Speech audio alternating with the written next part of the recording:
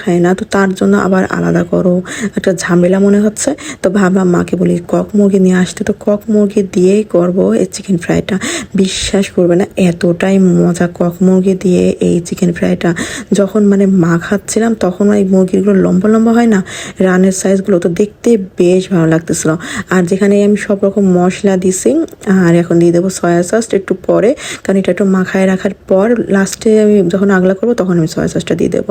হয় না, লবণের পরিমাণটা একটু বুঝে দিতে হয়। তো এমন লাল টকা টকা করে বানাইছি, মানে লাল লাল হয়ে গেছে একেবারে। এখানে তুমি একটু জাফরানও কিন্তু দিছিলাম কালারটা সুন্দর লাগার জন্য। তো কিছুক্ষণ 20 মিনিট পরে আগলা করে এখন দিয়ে দিচ্ছি সয়া সসটা। বাকি আমি এখানে সব মশলাটা আবার সেম টু সেম নিয়ে নিলাম। আসলে কি বলবো, এসে ধরে তো আমি অসুস্থ বেশ অনেক দিন ধরে ছিলাম, তো সবার হাত কথা হচ্ছে আমি কিছুই করতেছি না, কিছুই রান্না করে খাওয়াচ্ছি না। তারপর হচ্ছে আমার তো এগুলো মানে করতে হয়, কারণ পছন্দ করে। আর আমার ভাই মেয়েটা তো পিস লেগেই আছে।